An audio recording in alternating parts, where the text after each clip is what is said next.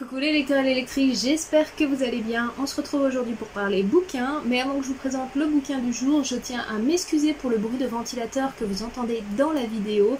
Actuellement chez moi il fait 40 degrés et sans ça je serais complètement desséchée avant la fin du tournage de cette vidéo.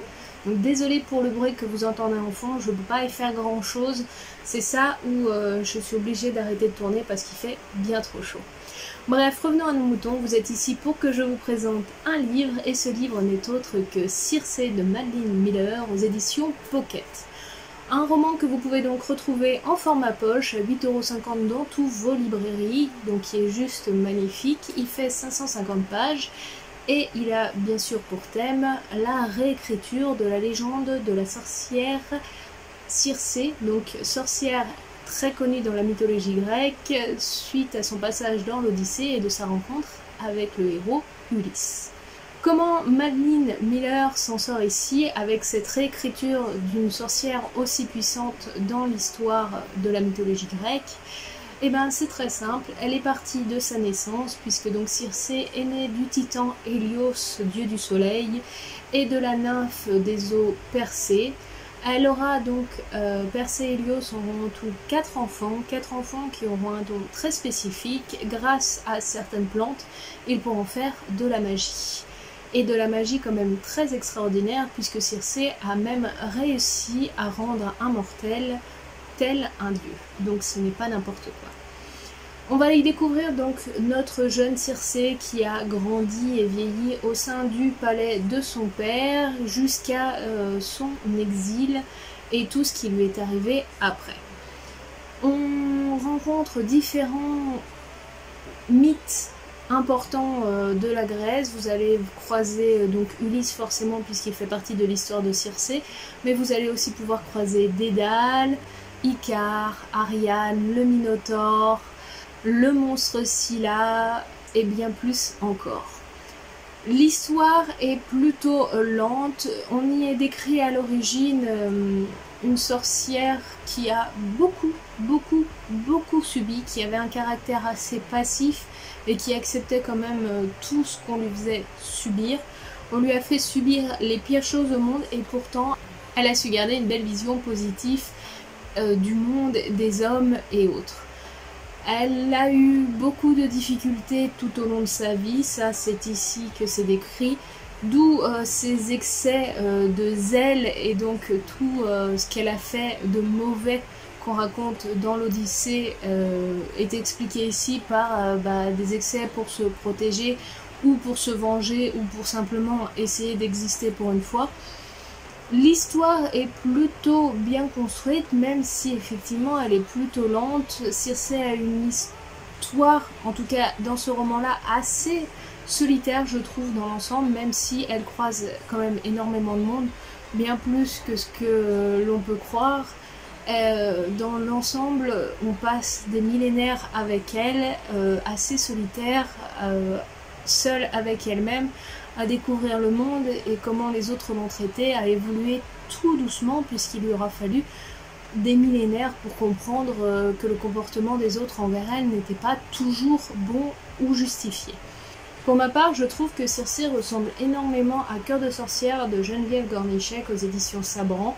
On a là l'histoire de deux femmes extraordinaires qui pouvaient effrayer les dieux avec leur pouvoir, qui auraient pu retourner le monde, se venger, tout détruire et qui pourtant vont faire le choix souvent de vivre en paix, loin de tout, isolés et juste concentrés sur ce qui leur plaît, même si c'est presque rien, des détails, des choses insignifiantes. Elles vont avoir dans leur lit des dieux très intéressants, plutôt particuliers.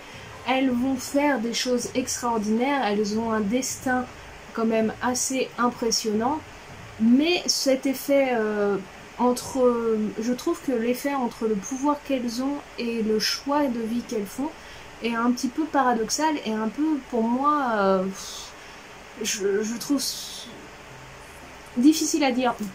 Comment vous expliquer? Je trouve que c'est fou d'avoir autant de pouvoir et pourtant de faire le choix de ne rien faire, ne pas agir, rester simplement dans son coin et attendre que les choses passent. Je trouve que Angrboda et Circé, dans ces romans-là, en tout cas ces réécritures de leurs histoires, sont des personnages extrêmement passifs qui subissent leur vie, qui l'acceptent ainsi, etc. Et qui malgré tout pourraient renverser ce monde si injuste et si étroit, décident simplement de laisser les choses faire telles qu'elles sont, malgré leur puissance. C'est quand même fou, c'est vraiment avoir la puissance phénoménale et ne pas décider de l'utiliser. C'est l'histoire de la boîte de Pandore et autres, on va dire, mais c'est vraiment bizarre pour moi d'avoir des personnages féminins si performants et d'en faire des personnages qui décident simplement d'être passifs et d'accepter la vie qu'on leur a donnée sans même réellement se battre ou montrer que elles en ont les capacités et elles peuvent donner leur maximum pour changer le monde. Donc après voilà, ça c'est mon opinion personnelle, mais effectivement si vous avez aimé Cœur de sorcière, vous aimerez Circé, et si vous avez lu et aimé Circé, vous aimerez Cœur de sorcière. Pour moi c'est ça le plus gros défaut de ces histoires-là, c'est que on a des personnages extraordinaires qui vont faire des choses extraordinaires, mais qui vont jamais changer ni leur destinée ni leur vie alors qu'elles en ont tous les pouvoirs entre leurs mains, simplement parce qu'elles ont accepté d'être passives, de laisser les choses se faire sans prendre réellement une décision importante pour elles, et elles subissent, je trouve, que ce soit Angrboda ou Circé, plus les événements qui leur tombent dessus que plutôt les amener à les vivre différemment. Après, c'est un choix, hein, attention, est-ce que, comme dirait l'oncle de Spider-Man, un grand pouvoir implique de grandes responsabilités? Je trouve que Angrboda et Circé, dans ces romans-là, on les décrit comme des femmes hyper badass, mais qu'on fait le choix de plutôt être passives, discrètes, et ne pas utiliser le don qui leur était fait pour changer le monde et le réécrire tel qu'elles le souhaitaient, ou le changer pour d'autres femmes, d'autres hommes, d'autres créatures un petit peu moins puissantes qui auraient peut-être eu besoin de leur aide à ce moment-là. Elles ont fait le choix de se protéger en se faisant toutes petites comme des souris. C'est un choix aussi, c'est attention, si on fait ce choix dans la vie, c'est pas un mauvais choix, c'est juste que je trouve dommage que les personnes qui ont le pouvoir décident plutôt de le maintenir sous sommeil plutôt que de l'utiliser pour pouvoir changer le monde et faire de notre monde peut-être un monde meilleur et plus équilibré, en ouvrant les yeux sur ceux qui dominent et qui pensent avoir tous les droits pour humilier, détruire ou même remettre à leur place des créatures qu'ils considèrent inférieures. Ça, c'est comme tout et n'importe quoi, je pense chacun son opinion, mais c'est un petit peu la frustration que m'ont créé ces deux romans-là. Alors ils sont très bons, que ce soit Circé ou Cœur de sorcière, j'ai passé vraiment un excellent moment. La mythologie et les différents contes que l'on traverse sont très intéressants, on a envie de les approfondir un peu plus, même si par moments on les touche que en surface. Les différentes relations que crée Circé sont très intéressantes, mais j'ai cette frustration de voir ces femmes si extraordinaires ne pas agir, ne rien faire, et je trouve ça un peu dommage. Mais si vous êtes fan de mythologie grecque, d'histoires assez féminines et de femmes qui ont été plutôt écrasées et qui décident de prendre leur vie en main, vous apprécierez énormément Circé, qui est une très belle réécriture de la sorcière, plutôt positif, alors que dans l'Odyssée, elle est décrite juste comme une femme avec beaucoup de pouvoir, mais extrêmement orgueilleuse, qui transformait tous les hommes qui la rejetaient en animaux, et qui a transformé une nymphe qui charmait un dieu pour lequel elle était amoureuse en monstre. Donc pour une fois, on lui donne plutôt une position plutôt positive, plutôt agréable, comme quoi on peut être une femme avec d'immenses pouvoirs et essayer de faire quand même du mieux qu'on peut et du plus positif. Et surtout, malgré un passé très compliqué, parce qu'elle a un passé très compliqué avec sa famille, je trouve même ça exécrable, mais après dans la légende grecque, souvent les parents sont des monstres.